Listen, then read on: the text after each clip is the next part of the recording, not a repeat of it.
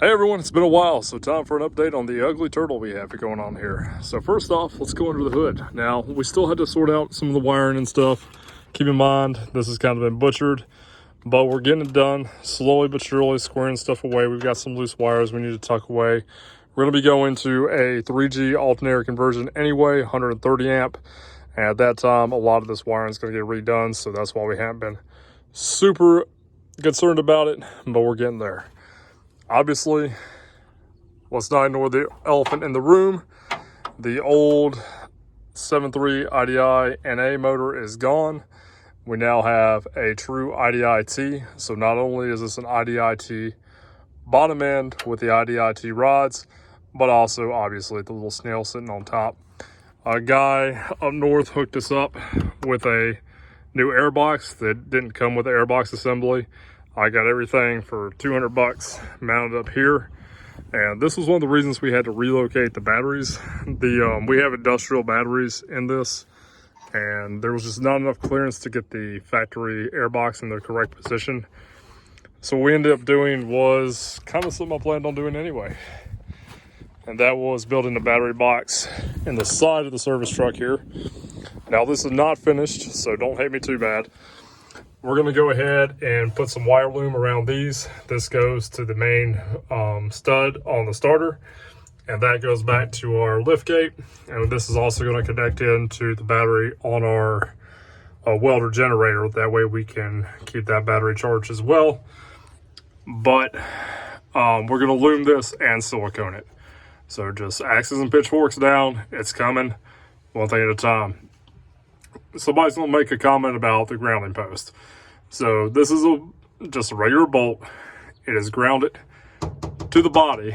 The body was already grounded to the frame, but we ran another ground cable, and it's like a 0 gauge wire down from the back of this stud directly to the frame as well. And then up front in the engine bay, there's actually two big 0 gauge wires that connect to the engine on both sides. So plenty of grounding, just chill out. We have a little bit of flat stock welded in here at the bottom. You can't really see it because of the cables, just so these don't slide around. We are going to put straps in here as well, but hey, it works for now. Got the air compressor all mounted up. That's a great little compressor, by the way. It does everything you could ask it to. I mean, I think I spent like $400 for it because it needed some money. I think it was actually like $350 I paid for it. It's easy, 4 bolts, I can pull it off, you know, put it on a job site if I need to, but it gets the job done. That little Honda engine is phenomenal. Got the welder generator over there. It's bolted down. We got to do some maintenance on it. You can see the back of the cover got damaged there. So that's coming up. And this is currently our fuel tank. Forgive all the mess in the bed of the truck.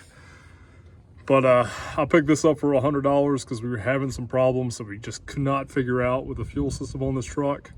So we just isolated everything, and turned out it is the fuel selector valve. So we're going to get a new selector valve ordered, and hopefully we'll be able to just use the regular tanks on the truck. We won't have to worry about that. But that was just a temporary fix.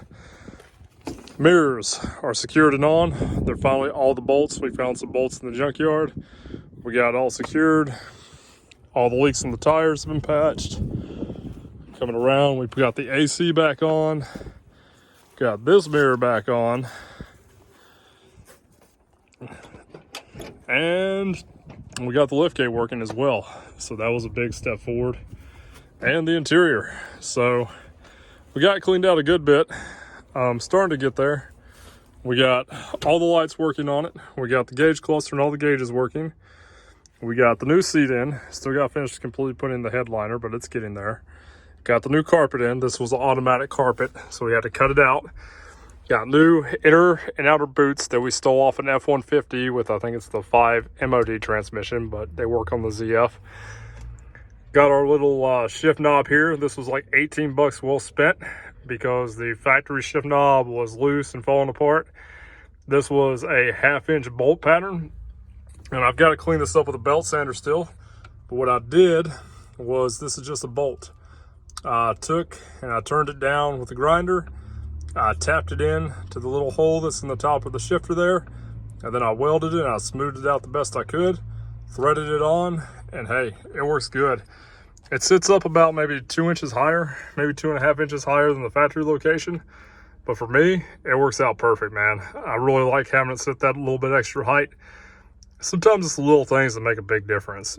And shout out to Wild Horse on this one, because I really feel like this ship pattern really represents the the ZF5 very well, especially with the 513 rear gears that are in this truck. First gear or low range on this indicator is pretty much useless unless you're pulling or you're on a big hill. Even with, 10,000 pounds on the truck, just forget about that low range gear. Second on the ZF5, which is first on this shift pattern, is what I generally start out in. And overdrive is, of course, anytime you're on highway. With the 513s and the turbo, it has no problem whatsoever. Got the dash cleaned off. We got a new windshield in. We got our mirror up. I mean, it's coming along. We're going to have to address the selector valve, and hopefully we'll be able to get both tanks working again. And yeah, pretty happy. I mean, from where it was at the beginning, it's come a long way, and it's not perfect. But I mean, hey guys, it works. We went out, we did a job with it, and I couldn't be happier as far as this performance goes. We did get the LED lights. We still got to finish completely securing them, but hey, they look sharp, they're bright, and they're on there. The next big job we have to do is all this is getting cut out. You can see how bad it is. So we already have the metal and the bed of the truck there. We're going to cut out all of this, all 4 of them, maybe even do all 5. At least the middle 3 at the very minimal, and replace this bottom bar here and really clean this up. And I kind of like to hear what you guys think. I'm almost thinking about painting it. I'm not 100% sure yet. If I do, it's not going to be a high-end paint job. Probably just whatever I can put on it.